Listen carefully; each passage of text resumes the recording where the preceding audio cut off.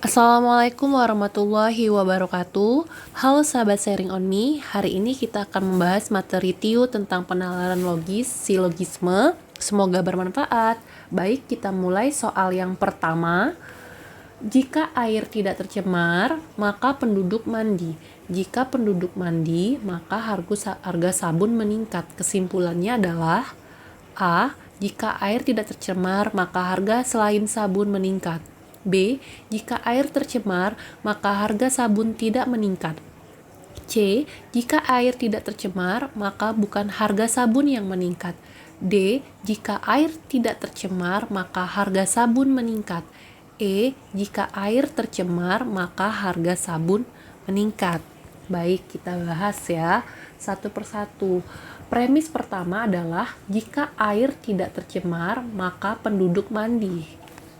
Ini premis satu ya, jika air tidak tercemar maka penduduk mandi. Premis kedua adalah jika penduduk mandi maka harga sabun meningkat. Nah, kesimpulannya adalah ini kalau kita dari nalar aja kita bisa mengambil kesimpulan ya teman-teman. Jika air tidak tercemar, penduduk mandi. Jika penduduk mandi, maka harga sabun meningkat. Maka kesimpulannya adalah jika air tidak tercemar, harga sabun meningkat. Maka harga sabun meningkat. Jadi jawabannya adalah yang D. Nah, ini. Jadi kalau dalam penalaran silogisme, kalau ada kata-kata yang sama, itu dicoret aja. Nah, seperti itu. Jadi kesimpulannya, jika air tidak tercemar, maka harga sabun meningkat. Nah, bagaimana kalau kita cocokkan dengan teori yang sebenarnya? Untuk teori penalaran logis, itu ada modus tollens, ada modus ponens, ada silogisme hipotesis, ada silogisme yang lain-lainnya. Sebenarnya kita tidak perlu terlalu tahu ya teman-teman, karena kita bukan mau jadi ahli MTK, kita mau jawab soal SKD. Jadi, apapun jenis soalnya ini, yang penting kalau kita ketemu soal untuk lebih meyakinkan, kita kasih huruf-huruf. Nah, yang pertama, jika air tidak tercemar, ini kita kasih huruf P. Kemudian kata-kata yang keduanya penduduk mandi, kita kasih huruf Q. Selanjutnya tadi penduduk mandi udah kita kasih huruf Q. Harga sabun meningkat kan kata-kata baru, kita kasih huruf R. Nah, P, jika P maka Q. Kita buat seperti ini, jika Q maka R. Nah, kesimpulannya adalah yang sama dicoret. Maka kesimpulannya jika P maka R, yaitu jika P-nya tadi apa? Jika air tidak tercemar. R-nya apa? Harga sabun meningkat. Jadi sama, jawabannya juga D. Itu ya teman-teman. Soal nomor 2. Tidak ada orang pintar yang mencontek saat ujian. Beberapa orang yang mencontek saat ujian adalah orang yang malas belajar. Berdasarkan dua pernyataan tersebut, simpulan yang paling tepat adalah A. Beberapa orang pintar tidak perlu belajar untuk ujian. B. Beberapa orang yang malas belajar bukan orang pintar. C. Beberapa orang yang tidak mencontek adalah orang yang pintar. D. Semua orang malas mencontek pada saat ujian. E. Semua orang pintar pernah malas belajar. Kita jawab ya teman-teman. Nah, kalau di soalnya ada dua premis kayak gini, tidak ada orang pintar dan kata-kata yang satunya ada kata-kata beberapa, maka kemungkinan jawabannya adalah beberapa juga.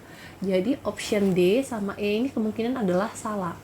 Nah, misalnya premis satunya semua, premis duanya semua, maka kemungkinan jawabannya juga, kesimpulannya juga semua.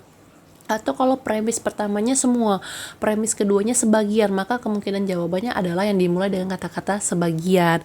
Nah, kalau ini kan beberapa, maka kemungkinan jawabannya adalah yang dimulai dengan kata-kata beberapa. Bisa A, B, ataupun C.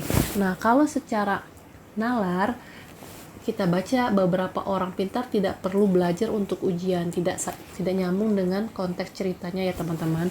Tinggal pilihannya B atau C. Nah, beberapa orang yang tidak mencontek adalah orang yang pintar, bisa juga. Beberapa orang yang malas belajar bukan orang pintar, bisa juga. Nah, untuk soal-soal yang seperti ini kita tidak bisa hanya mengandalkan nalar ya teman-teman, kita juga harus tahu teori dari penalaran logis. Kita buat dulu premisnya ya teman-teman. Tidak ada orang pintar mencontek saat ujian. Premis kedua, beberapa yang mencontek orang yang malas belajar.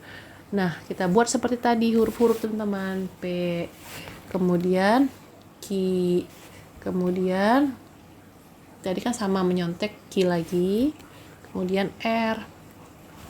Nah, kita buat jika P maka Q, jika Q maka R, yang sama-sama Q kan dicoret, coret. Kata-kata yang sama dicoret.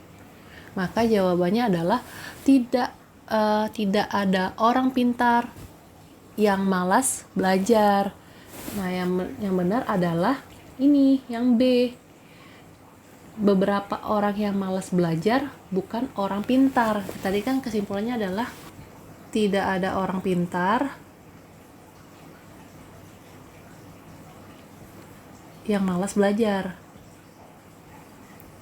Yang malas belajar.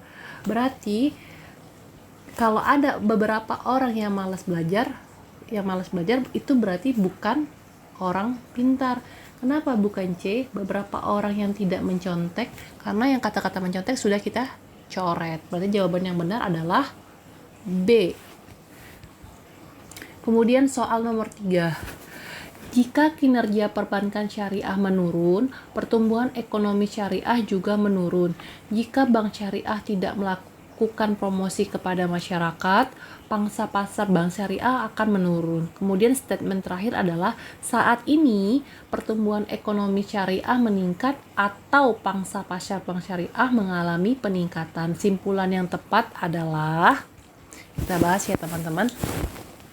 Nih, jika kinerja perbankan syariah menurun, maka pertumbuhan ekonomi syariah juga menurun. Premis kedua, jika bank syariah tidak melakukan promosi kepada masyarakat, maka pangsa pasar bank syariah menurun. Nah, saat ini pertumbuhan ekonomi syariah meningkat atau pangsa pasar bank syariah meningkat. Berarti kan kalau kita nalari, saat ini pertumbuhan ekonomi syariah meningkat. Kalau ini meningkat, berarti ini ya teman-teman. Berarti kinerja perbankan syariah juga meningkat. Kemudian pangsa pasarnya meningkat, yang ini ya. Berarti promosi juga meningkat. Nah, karena di soalnya ada kata-kata atau, maka jawabannya juga yang ada kata-kata atau. Nah, jawabannya tadi kan kinerja perbankan syariah meningkat ini, dan promosi kepada masyarakat juga meningkat. Yang kayak seperti itu ada A dan C. Nah, cuman yang A atau, yang C dan. Karena di soalnya atau, maka jawabannya benar adalah A. Nah, bagaimana kalau teori penalaran logisnya? Kita sama seperti tadi, kasih huruf-huruf dulu. Kasih huruf P, huruf Q. Ini kan selanjutnya karena berbeda, berarti kita kasih huruf baru, huruf R, kemudian kasih huruf S. Nah, statementnya pertumbuhan ekonomi syariah meningkat. Tadi kan ini huruf Q. Pertumbuhan ekonomi syariah menurun. Lawan dari menurun meningkat. Maka di sini juga kita kasih huruf Q-nya ada lambang negasi. Negasi ini artinya lawan, bukan, tidak, itu negasi. Nah, pangsa pasar bank syariah meningkat ini negasi S, karena tadi pangsa pasar bank syariah menurun adalah S, negasi S. Nah, jadi negasi Q atau negasi S, berarti yang Q sama S sudah hilang nih. Berarti kesimpulannya tinggal huruf V dan R. Karena di pernyataannya negasi, maka kesimpulannya juga harus negasi. Berarti negasi P atau negasi R.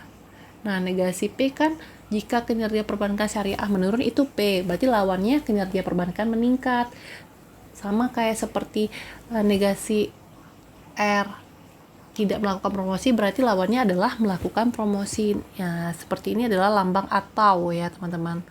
Kalau dan lambangnya seperti ini. Gitu. Oke teman-teman, cara cepat ataupun dengan teori jawabannya sama-sama A. Tadi sudah dijelaskan, semoga bermanfaat dan teman-teman dapat memahaminya. Assalamualaikum.